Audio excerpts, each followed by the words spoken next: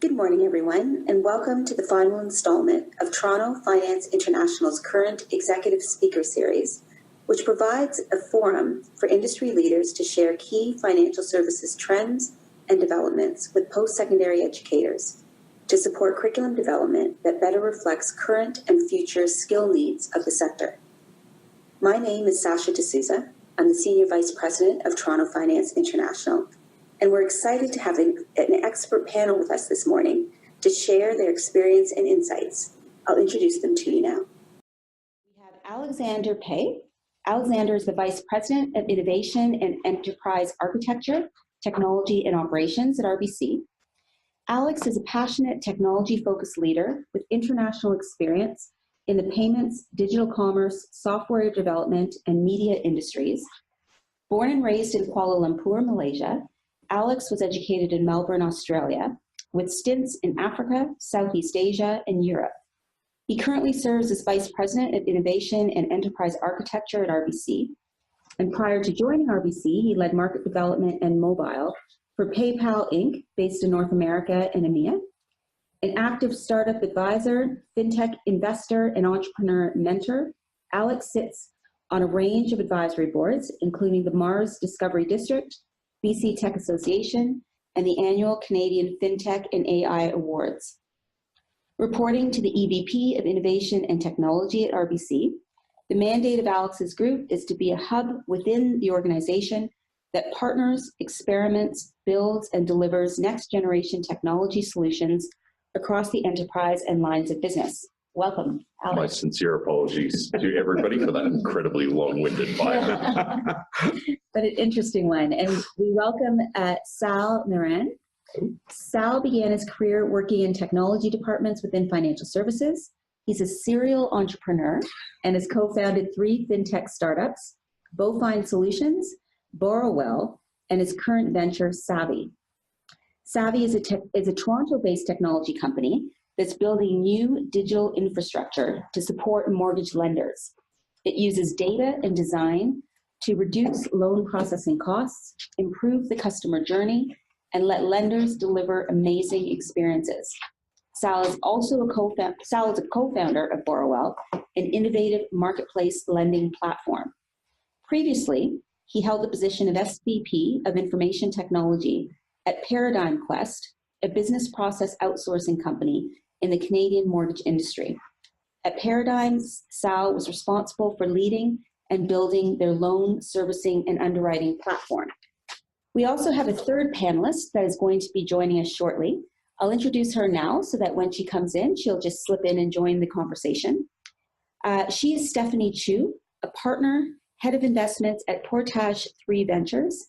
Stephanie leads new fintech investments for the fund in the wealth management, banking, and insurance verticals. Prior to joining Portage 3, she helped the world's leading banks and insurance companies build and launch innovative fintech products from the ground up as a fintech lead at BCG Digital Ventures. Stephanie was also a management consultant at the Boston Consulting Group, focused on technology and digital strategies in the retail banking, wealth management, and asset management spaces. Prior to that, she led operations for early-stage payment startups. She's a graduate of Queen's University and the University of Toronto. So welcome to the 3 of you. Thank you for taking the time to join our discussion. Innovation and disruption seem to be the business buzzwords of 2018 and 2019. As technology enables new ways of working and delivering services, innovation is critical to business success in general, and this is especially true in the financial services sector. Financial services companies are taking a fresh look at new product development, how they deliver customer experiences, and how work is organized. You are all, and when Stephanie joins us, all 3 of you are currently working in roles and organizations from different sections of the innovation ecosystem and are driving and supporting innovation in different ways. Sal, as a co-founder of a fintech startup, Alex, leading an internal innovation lab for a major bank, and Stephanie as a partner in an early stage fintech investor. And so your collective experience creates a great opportunity for our listeners to better understand the innovation ecosystem, industry trends, and how the various players fit together. And so to kick off our discussion, can you each tell us a little bit more about your organization at a high level, your role specifically in a little more detail, and how you fit into the innovation ecosystem. You want to start us off, Sal? Sure, yeah. So, as you mentioned, I started a few fintech startups, or tech companies, as I like to call them, because tech is tech, whether financial services or healthcare. I'm a co-founder of a SaaS-based software company. My role, we're a small team, we're 9, so it's not a large organization. And it's we're in a build stage. So we're building solutions based on our experience that banks and lenders are looking for. So it's a very hyper-efficient organism. It's very focused. It's a technology group. So 8 of 9 people are engineers or computer science people. And it's super, when I look at it compared to large organisms, as Alex will get into, it's very simple. There's no finance or HR or other stakeholders. We outsource a lot of our non-core functionalities. We outsource our finance department, we outsource recruitment. And so my role is really keeping the team focused, finding talent, selling to customers. It's a multifaceted role, and it's been very interesting as someone with a technology background to actually having to extend into these other areas that are not core competencies or comfort levels. And, it takes multiple iterations of being a founder to kind of get those shoes on and being able to walk in that. So that's kind of what my role is in the organization of Savvy.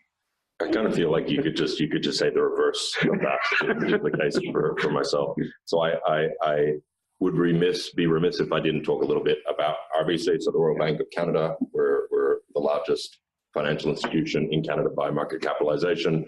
We're the 10th largest bank in the world. We operate in 37 countries, and we've got around 84 to 85,000 employees. So something we talk quite openly about is at any given time, we have about 2,000 job openings at kind of any given time. When we look at our group, I'd like to say it's similar to Sal's, but it's not.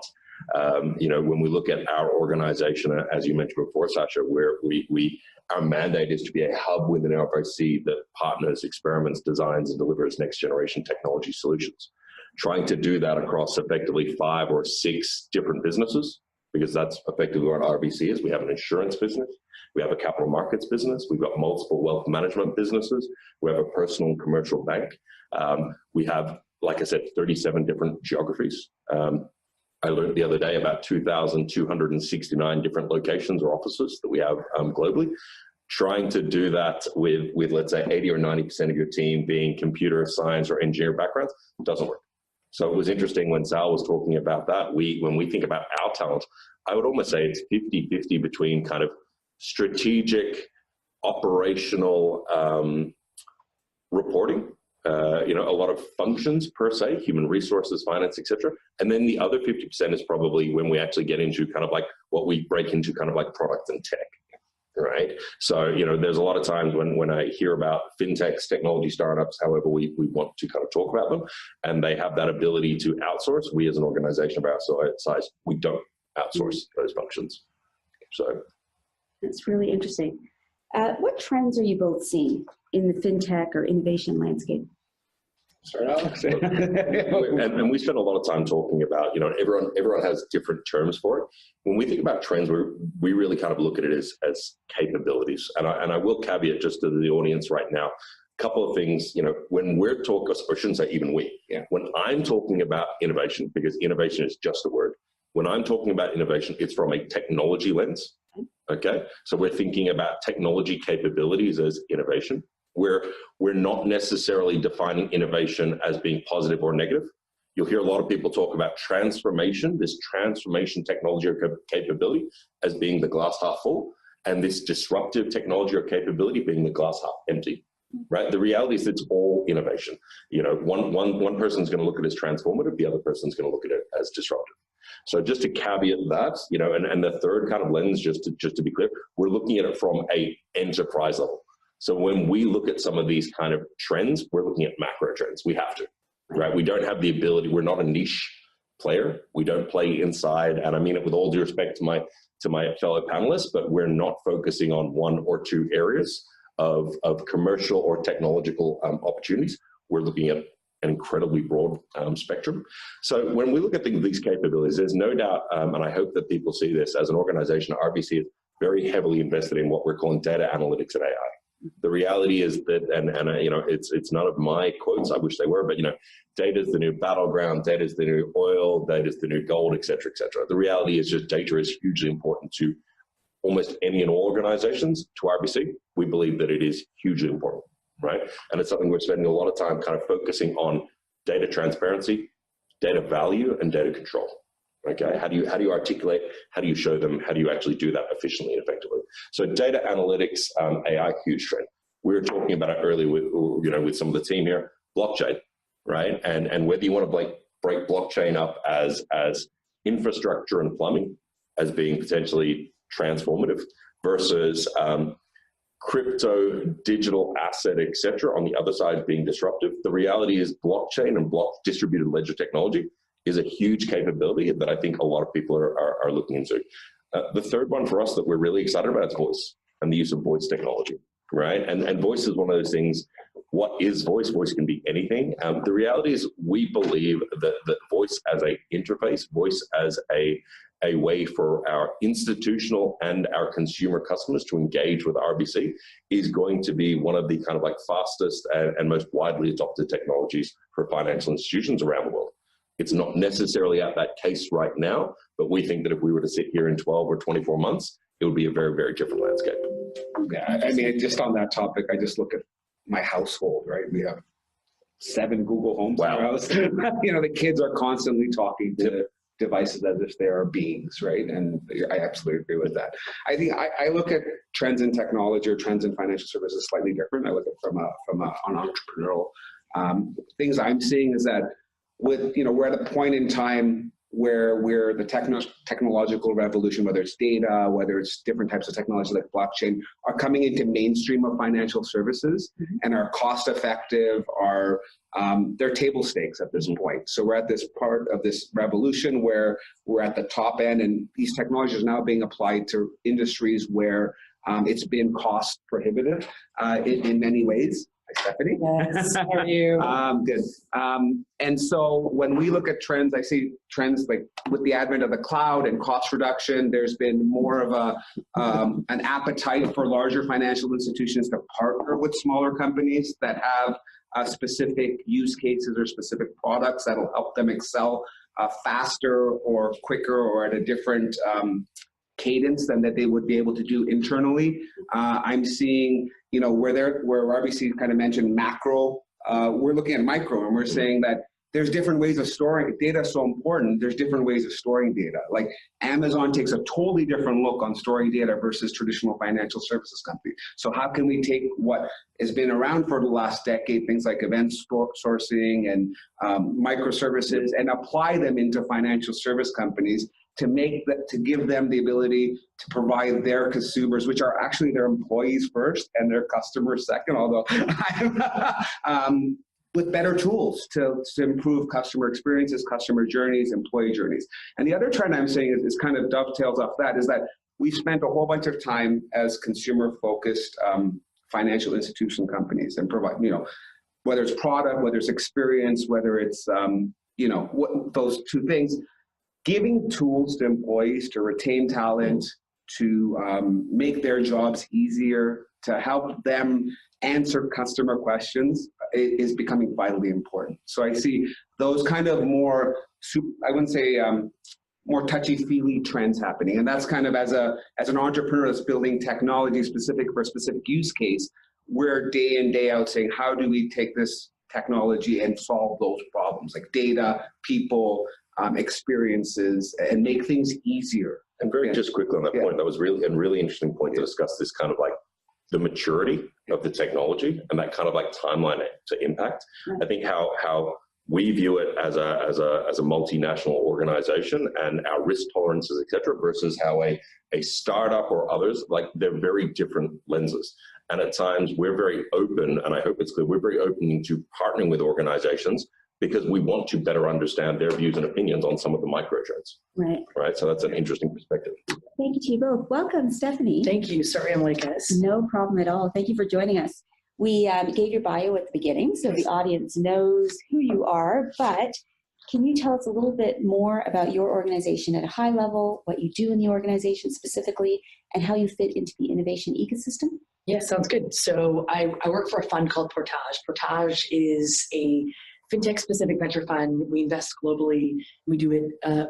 We support early-stage entrepreneurs, specifically to try to build the next generation of financial services companies. So we are writing initial checks of kind of $1 to $10 million with a lot of money to then follow on with teams that we have strong conviction in. And we are, I guess, the capital providers and funders in the ecosystem. So a little bit different than the other, I think complementary to the other two folks sitting on our startup panel today. And my role is I run the investment team. So I'm very lucky to work with a very diverse group of both investment professionals and portfolio builders who help our portfolio companies post-investment. And on our team, the investment team, we source, diligence, and then make investment decisions, provide capital to companies, and then support them afterwards. So we sit on boards, but also hopefully help them through their operational challenges of the day. So that's the 2-minute summary. Perfect, thank you. And we were just talking about trends in the ecosystem. And so Sal and Alex were talking about things like data and AI and blockchain, voice technology. What do you see as trends from your lens? I definitely see all of those things. I'd be really concerned if you're like, I've never heard of these. No, all of those things are. Yeah. I would say, look, data is the number one thing. Every company is a data AI company now. The question is I think the next step now is the second order questions of how do we actually use the data to provide a better customer experience? I think the first generation of stuff was all internally focused on a lot of data, or AI was focused on kind of cost cutting. Mm-hmm. And now I think the AI technology, the data is now getting, the next generation of machine learning is getting good enough that we're starting to see it impact customer experience, which I think is pretty important. And then the adjacency to that is data security. So because we're collecting more data, because we're using more data, because we're transferring more data from party to party, I think a big part of the question is how do we actually do it securely and do it in a way that isn't going to compromise either the consumer, from the consumer perspective, or from the actual company perspective. So I think that next generation of stuff is starting to become important. I think one trend that we haven't talked about in the fintech space that I think is now certainly come up again and again is the nexus of real estate and fintech. So property, prop tech, whatever you want to call it, is certainly the next kind of frontier, another industry which like financial services hasn't changed in many years. Probably the structures of how we build and develop and finance the development of property, commercial property, residential property has not changed in probably at least 30 to 50 years. And I think some of the innovation that we're seeing on the fintech side is starting to move over to the prop tech side as well. That's a big change. I think one of the biggest trends in the world that I live in, which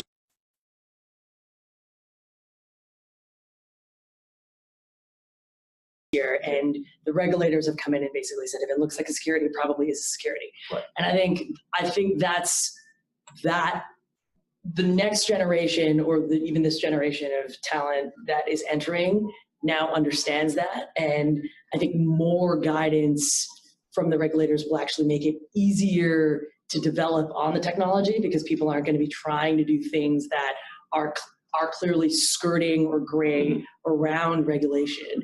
I think I'm bullish because I see the amount of talent, the number of smart people who have left careers doing other things that are fairly lucrative to go into this sector because it is a really exciting technology.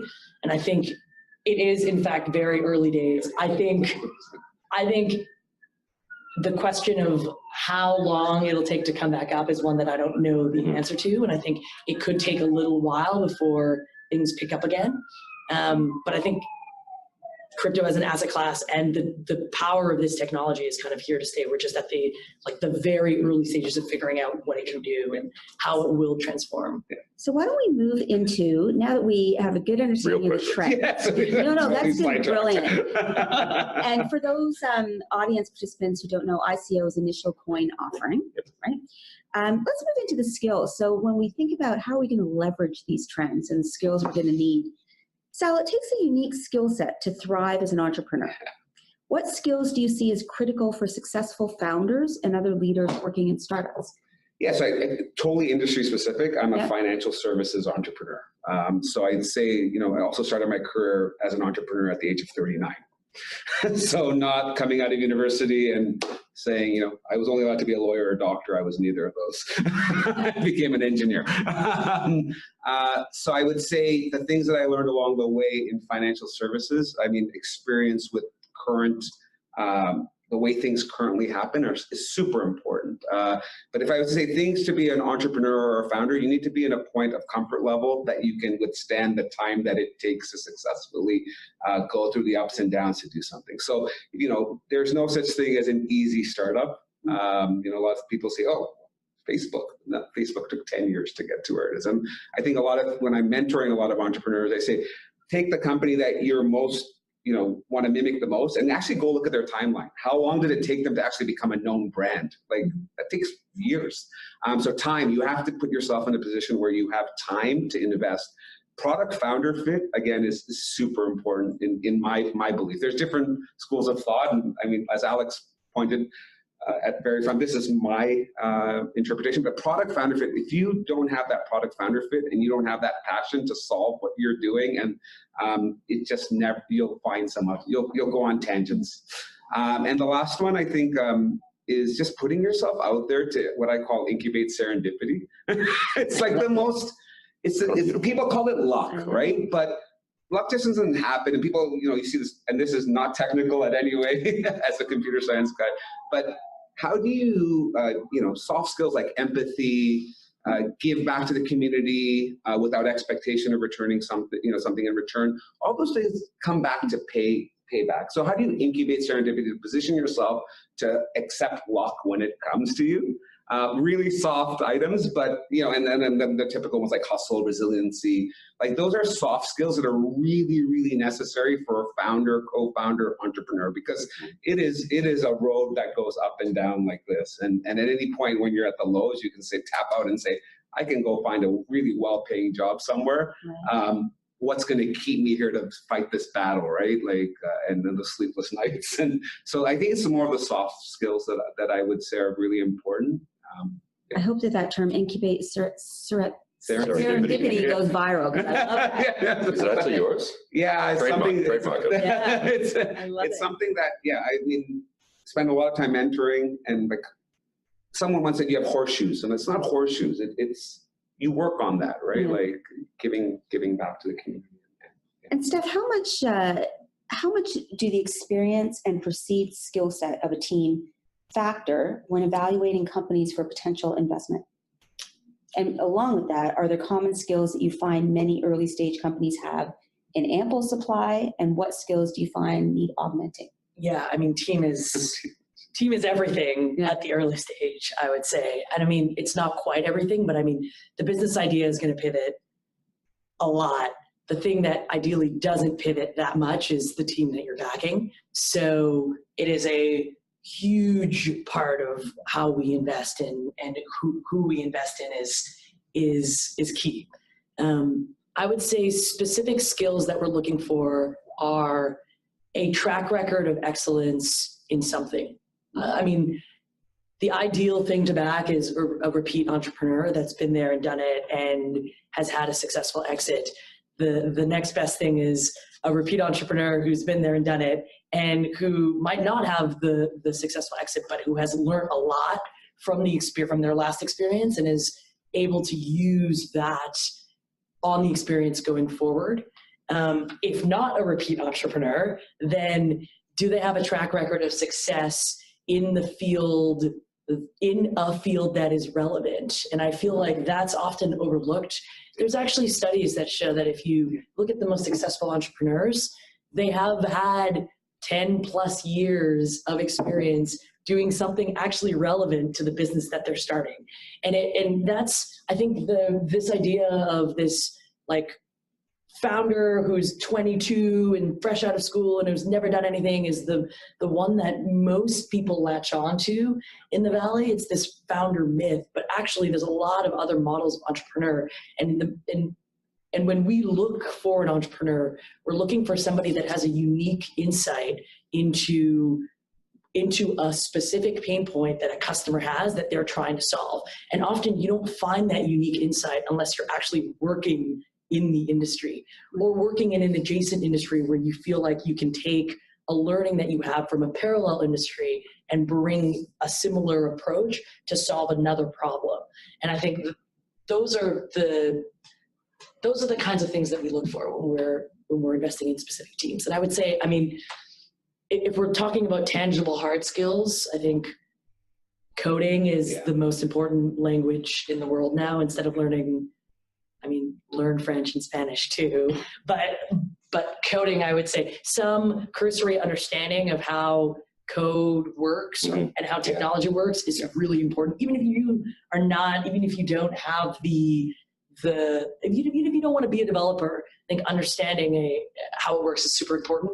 And the second skill set, which I think is pretty new and really has changed over the last 10 years, is the advent of the growth marketing kind of function. So the idea of understanding just a whole different career path than a traditional marketer used to go down, which is kind of combining the disciplines of marketing and in some ways engineering, so like the product marketing area as well. I think these are both new disciplines, so understanding how to acquire a customer and retain them cheaply, and that has as much to do with product as it does with marketing. So, Alice, building on that, I'm going to ask you two questions. And the second question, I'm then going to ask Stephanie and Sal to build on. The audience are educators. Mm-hmm. And so we're talking young talent. We're talking about students. My first question is, Sal and Stephanie have talked about the skills needed for entrepreneurs.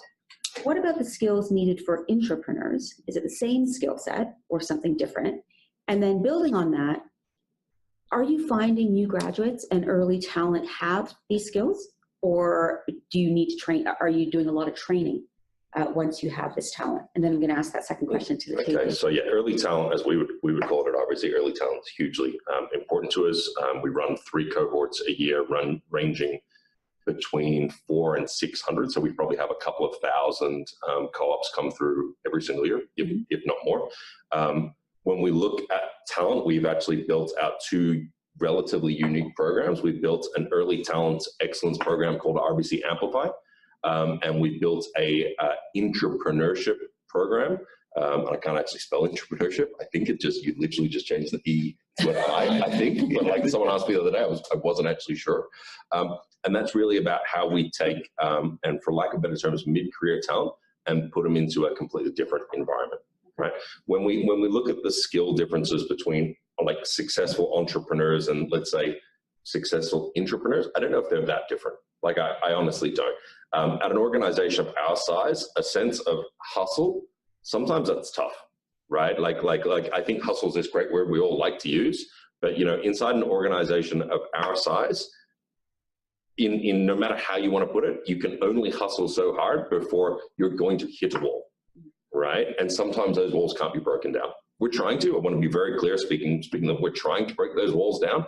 But I can assure you right now, an organization of our size, 150 years, et cetera, like that, you can't just hustle your way to glory, right? There's a lot of collaboration. There's a lot of coordination. coordination that goes in that. But from the skill sets, I mean, to build on, let's say, Steph, I'm going to go out. Can I call you Steph? Yes, Right, absolutely. cool. Right. We were having a discussion before about Alexander, Alex, so I felt like maybe I feel that I can't call you Steph. I actually think that certainly when I was growing up, it was, and when I finished high school and university in Australia, it was all about kind of doing your kind of like your business and commerce studies, and your sciences. Like when I finished high school, I did economics, accounting, physics, chemistry, English, mathematics, and advanced mathematics, right? Because I thought that's the path I was going to go down, right? I think that what we're going to see more is that those core studies are going to be somehow technology related, right? Maybe it doesn't have to be computer science, maybe it doesn't have to be engineers, but I think that what we're going to see pivot kind of like drastically over the next kind of generation or so is everybody's going to be having like these kind of like understanding around technology, to Steph's point.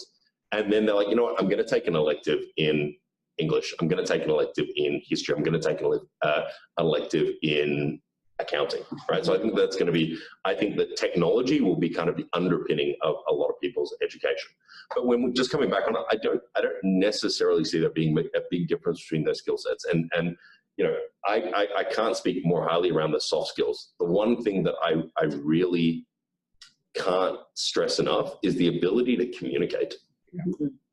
And I'm very, very, very proud to have a team who have genuinely been to some of the best schools in the world, domestically and internationally, and I do mean the best, however we define best, highly ranked. Sorry, I'm always concerned about this when we talk about, sorry, my apologies, right? But Ivy League schools, you name it, they've been there, and they've done comp-sci engineering, they've got PhDs in mathematics from Princeton, etc. They've worked for companies like Google, Facebook, Microsoft, Amazon, so we can do all that. If you can't communicate, if you cannot find a way to build rapport, maintain relationships, get your idea, your passion across, it genuinely does not matter how smart you are per se, how hard you work, people don't get it. Right? We spend a huge amount of time at RBC talking about collaboration and coordination, right? And if you do not have those communication skills, it's going to be very, very tough for you, right? The second question was around. Was actually, that's perfect. And I want Stephanie and Sal to build on that. Any other skills that you think, are you finding new graduates and early talent with the skills that you need, or are you finding you need to train them a lot in-house? We don't really have a new graduate program, to be really honest.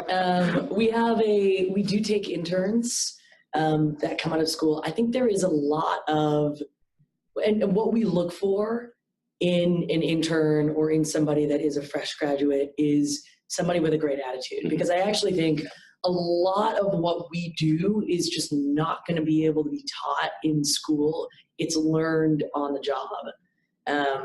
And willingness to do what it takes to work in a team environment, to do the things that are not sexy, I think, to earn trust of your team. I think those are all the things that we really look for.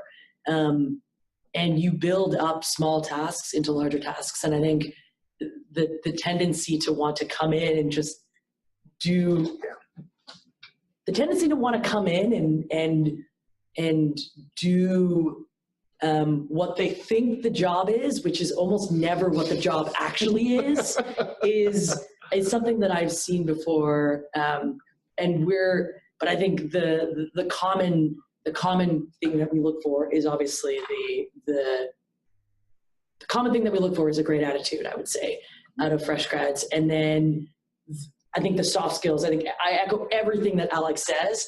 Doesn't matter how smart you are, if you cannot figure out a way to articulate and communicate with different kinds of people, different audiences, yep. And to understand who your audience is going to be, it's people who can do that. I think like intelligence becomes table stakes, and then everything else becomes is even more. Can I quickly something that you mentioned before? I think we're very lucky in Canada that we have a ton of great schools. right? So you have a ton of early talent coming in with great degrees, great diplomas from fantastic schools, right? We're so lucky here in Canada. So that's almost like table stakes, okay? Where you kind of touched on it before, and I call it differentiation, right? When when you look across hundreds or thousands of early talent CVs going to great schools across Canada, doing great degrees, all these good things, for us, or certainly for me and my team, we spent a lot of time trying to work out or look at differentiation. And part of it was the reason I said this, you touched on community, like involved in community. We love when people are involved in community. We love when people are involved in charities, non-for-profits. We love when people have side hustles, right? We so many times, early talents or even mid-career talent come to us and they're not sure how they maybe articulate that they've got a Shopify e-commerce store and they sell things on the week. Great, that's amazing, right? Did you build it yourself? What's it like being an entrepreneur? What were the trials and tribulations? What did you learn? How did you acquire customers? This is fantastic, right? This is more, I think, differentiation. I think in today's day and age where you can be involved in meetups, you can be involved in the community, a range of these types of things. I think that they're going to be certainly a great way for really energized, passionate young talent to try to find a way to differentiate themselves. Sorry, it was just, and you were talking about. I mean, the way, listen, I've worked at large organizations, not 100,000 people, but 8,000 people in Canada, 60,000 people globally. And there's actually no difference in hiring, at least the tools or the people I hired at a large organization versus a startup. And I think the big difference, and this would be true in both a large organization and a startup, is that there's a real responsibility to the leaders of those organizations to find talent, to nurture talent. And it's not just like intellectual talent. What I've seen a lot, time and time again, talking to other startups, talking to other founders, is that we put someone in a role and we have this expectation, and it's an unfair expectation, especially for new grads, because they've spent a lot of time working as individuals, worried about their marks, worried about things that are individualistic to them. And when you throw someone into a company, you're part of a team and you have accountability and responsibility to multiple people, both your peers, stakeholders, investors, whatever that may be. And that's a really hard chasm for a lot of people to cross. So I think with new grads, whether it's a large organization or a small organization, a lot of the onus on whether that person is going to be successful or not after you've picked them out of an interview process lies with the managers, with people in nurturing them, guiding them, teaching them. At 39 years old, I learned a lot of things from my bosses, right? That's why I'm able to kind of instill those. So that goes back to the experience and the soft skills. It's not just on picking the person out of a group and that might be the right person. You might luck out and you might find that one unicorn person, right? But there's a lot of onus on the company or the organism to pick out where people fit and nurture them to get them to where their potential is. And I think that's, in startup world, it's really hard because you're moving so quickly, but it's so important to kind of, when I say give back that type of nurturing to help these younger people. And I don't know how to systematize it in an education. I think things like co-op programs are super important. Real life experience is super important to get a taste and feel of what it is to work for a company that's responsible for, 15 million Canadians financial services, right? It's not a small thing. So I think that's really important. But there's no person that comes out of school and says, okay, you belong in a large organization, you belong in a small organization. But that's a really great point. I mean, if you think about high school, university, a lot of post-grad education, certainly in my experience, like 70% of it is individually based and 30% of it is group work. And then when you get into the workforce, right? 90% of how we look at our talent are team environments, right? And it's a tough conversation to have when you're saying, look, as an individual, if we're rating you, you're doing a great job, but the reality is your team isn't, right? You're now part of a wider organism that you have to become responsible for. And there are very few true, completely autonomous roles at large organizations. Yes. People are like, oh no, I'm a one man or one woman machine. Well, you're not. Right? We talk about cascading goals, etc. So it might be absolutely fantastic. You as an individual are doing A, B, and C, and D, right? I'm doing 100 hours a week and I'm doing all these things. If you're not combining to that team goal, to that bigger picture, to that culture, etc., the reality is how we would view you, that's not success, right? So it goes from very individual to very team.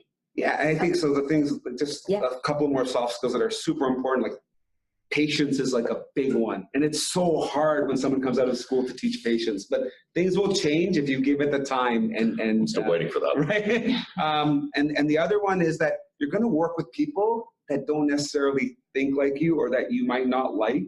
And actually it's when you finally realize that that's what makes them different and that's what makes you more powerful. And it took me to 42 and getting some life coaching that's going to happen. But how do you, and I don't know what the quicker way for educators to kind of bring those things, because some of those things just take time, right, to learn. And so I think there's these you know, I don't know, I'm being a really poor job articulating. I'd add two more. Like, I completely agree with all of those things, but I'd add two more. One, which is because I think most of what the next generation of skills are not taught in school. Yeah.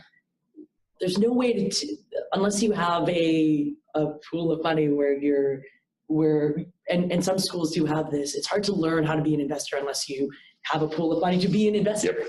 So, and a lot of it is heuristics. So, and pattern matching. So the question, I think this soft skill of like learning how to learn becomes really important, because no matter what, you're going to be learning something on the job. So the being able to listen and observe and learn how to learn whatever it is you're doing, I think becomes increasingly important, where most of the training is actually on the job.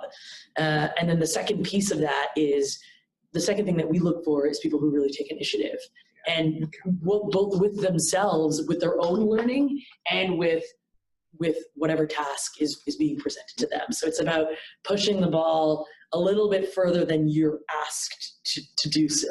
Great and point. I think like that's a skill that that some people have, but it's also hard to teach. So I want to give the audience an opportunity for questions. Sure. Do we have any questions? Well, we will call for them. Perfect. If, While we're waiting, yeah, audience, if you have any questions, please feel free to type them in, and we've got a few minutes for them. In the meantime, how do we approach teaching skills in the classroom? What experiences would be helpful for students to hone these skills? So you talked about teamwork. So teamwork 100%. is something that can be taught in the classroom, or that can be encouraged in the classroom. We talked about work integrated learning. So getting out there, getting students out there for life experiences. We talked about one thing I was thinking, a theme that was running through, Alice, when you talked about telling their stories. So these kids these days, these students are doing so many other things while they're studying, but that's not getting into their story when they're presenting themselves. So if they have started up something, and even if it ran for a year last year, to tell that story. But is there anything else because we always hear from employers that students are coming out not ready, and educators are saying our students are graduating, they're not getting jobs. Is there any other, are there more tangible ways to bridge that divide? Look, I think, and I'm going to use the word public speaking, but it's not, right? It's public speaking. I think we need to spend more time with our early stage students, whether it's in high school or university. Again, I don't want to say teaching them how to communicate, right? And it's not, to me, it's not about an elevator pitch. Everyone, like I've never actually done an elevator pitch, and I think I'd be terrible because I'm very long-winded, right? But I always say to people, it's like, if you give me an opportunity to sit down with you face to face and have a conversation, I'm extremely confident that we're going to get somewhere. But that's something that wasn't necessarily taught to me. It's been a lot of experiences over the years, but I think we need to teach early talent, again, how to communicate. How does their resume, CV, their online profile communicate their brand? And they have a brand, whether they realize it or not, they have a brand. We already have perceptions about who they are, trying to tailor that message to something that is either one, truly reflects who they are as an individual, both let's say current state and aspirational, or the type of individual or talent that we're looking for, right? But I think that's something that certainly, and I've been out of school for a little while now, but when I meet a lot of young talent, the ones that really stand out to me are ones who are able to communicate that. and they communicate it on paper, they communicate it, not necessarily actually physically on paper, but they communicate it in writing, they communicate it in person, and it resonates, right? It's very real. We have a question from the audience, and it's something that comes up again and again in the work that we do at TFI around talent. If you have a student, a computer scientist or an engineer, to what degree later on in life for them to learn business and get into that side of things? And by the same token, you have art students in schools. To what degree can they be successful in the kinds of roles that you're talking about? What do you see as more critical, or how do you go from one to the other? What would be your advice for students in each of those kinds of disciplines? So both are totally possible. I think what you'll learn and what might not be as transparent to educators is that a lot of time technical people just want to be technical, and they don't want to become managers or business people, and so it's really goes back to kind of point knowing who that person is and understanding, empathizing with where they want to go and what their career goals are and what their, so if you have someone with an arts degree or a biology degree that wants to get into coding, it's totally possible. It's kind of your job as an organization to foster that growth, right? Or you lose the talent, and then losing talent's the worst thing that can happen to any company. Good talent, but I've seen both sides. So I've seen very technical people like myself become kind of leaders, and I've seen non-technical people become technical people. But it's really how you can't just force people into becoming something that your organization needs. It has to vibrate at the same frequency as the person, and that's very key. Yeah, I think again, touching on what you said before, Steph. For me, when I think about it, fast forward 5 years, 10 years, that's kind of an arbitrary number. But the reality is, let's say more RBCers are going to need to understand technology than they're going to need to understand like financial services, right? And we talk quite openly about being a technology enabled organization. Don't get me wrong, we are an organization in the financial services industry, but the reality is when we look forward a generation or two, right? Don't get me wrong, your accountants, et cetera, are going to need to understand that, our capital markets teams, et cetera. But the vast majority of generalists, and at a bank, at an organization of 85,000 people, we have a lot of generalists. If I may, I think we absolutely romanticize this idea of being a specialist, and we've kind of just like generalist is like a dirty word. It's not, right? Being able to work across multiple disciplines, being able to work across multiple teams is an incredibly useful trait to have for a large organization.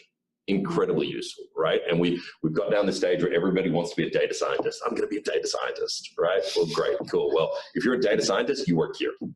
Right? Oh, I want to be a people leader. Great. Let me show you 37 different teams that you could be a part of because you're a generalist. But just coming back there, I think that people are going to need to understand technology. How deep is questionable, but I think people are going to need to understand technology much more than they're going to need to understand insurance, capital markets, wealth management, etc. I have a question here from the audience. We're talking about developing communication skills, developing the ability to tell your story. Lots of colleges and universities have organized these speed mentoring sessions and speed interviewing sessions. What do you think of them? And do you think that they are a valid and helpful way for students to develop these kinds of soft skills that you're talking about? Speed interviewing. Speed mentoring. Speed mentoring. Even worse, right? I think it takes more than that, would be my initial reaction to that. I think so. Yeah, I think it takes more than that. I think it takes I think that's one. I think that could be a helpful exercise for some people that need to practice articulating themselves and presenting themselves in a very specific way.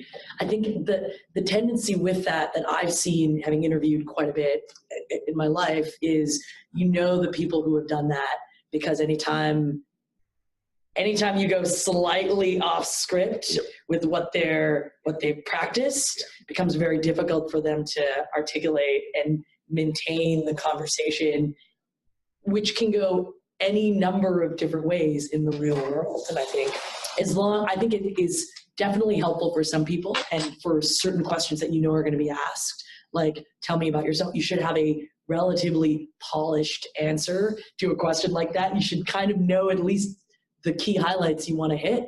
But I think it can veer sometimes. I think you need more than that. And it can veer sometimes into feeling too polished to the point where it's obvious that somebody has practiced this one speech almost. So I'm not against it, but I think you need to do more than that to be able to communicate. We are almost up for time, but I want to give each of you an opportunity to finish with your best advice for students who want to launch a career either in a startup company or in an innovation lab of a bigger company. What would be your advice? So, after you. Yeah, I think, listen, setting it for any student coming out of school, setting expectations, like what's going to change. It's almost like having a child. Like until you have a child, you don't know. And they make books like what to expect when you're not expecting. Well, the same thing is true for people coming out of school. Is like what to expect when you're entering in a workforce, whether that's you want to be an entrepreneur. And so setting expectations, I think really simple shit, simple things like taking notes, listening, like really showing up on time. Like we laugh. Like I'm not laughing. Taking notes is important. It's like because time and time again you see, you drop someone in, even after 6 months, it's overwhelming because there's acronyms and there's people that you're working with that have been doing this for time, and the same questions get repeated. Like just have a pad and paper. It's really simple stuff. But setting expectation that you're leaving an environment where you were in control of you, and now entering an environment where you're part of many people, part of a bigger thing. And like, how do you adapt to that? How do you learn to exist in that? And it might not be for you. I've seen a lot of people enter a large organization and say, this was not for me, but you have to learn that. I'm a big believer that you have to learn that. Or you might start out as an entrepreneur and say, like, that was really lonely. And I wasn't able to put the team around me. And I want to go into failure in that sense is totally fine, but how do you train, or how do you give students the ability that that's normal, right? And kind of set expectations of this is what could happen to you, and that's totally fine. So I think, and the basic stuff, like taking notes, showing up on time, taking accountability and responsibility. Listen, you get knocked down hard when you enter the workplace, and sometimes that's taken very personally, and it's not personal, right? So setting that expectation is really important. Those are great ones. We have 1 minute left. Sorry. No, go. Alex and Stephanie, any final thoughts to add to what Sal said about advice for students? Yeah, I mean, do the basics. Be humble, because there's a lot of things that I think there's a lot of things to learn, and it may not seem like you're learning anything by doing the task that you're being asked to do, but be humble and do it anyway, because I think there's probably all tasks kind of ladder up. And I think earning the trust of your team requires you to do the basics right first. So, and just one thing quickly, look, I think the reality is, if an innovation, whether it's an entrepreneur, whether it's being a VC, whether it's working in an innovation group, if that's the end goal, the reality is that there are probably going to be jobs or roles that you take before you get there. Yeah. Right. So Steph touched on before, there aren't necessarily a lot of entry level and it's blank statement roles just stepping into venture capital firms. There's not a lot of entry roles stepping into innovation labs. Right. And it's not exclusive or anything. Just sometimes the expectations, the qualifications, the experience needed, some of those are things that you cannot teach. Right. So you got to think about what the end goal is. And the reality is you might go through here, there, everywhere to get there. But if you want to get there, it's some persistence. That's a great way to end persistence. That's a great way to end it. Steph, Sal, Alex, thank you so much. We could have gone on for at least another hour or two. It's so fascinating. Thank you so much for sharing your expertise. Audience, thank you so much for participating. We hope that you found it of value. And we will sign off. Cool. Thank you very much. Thank you so much.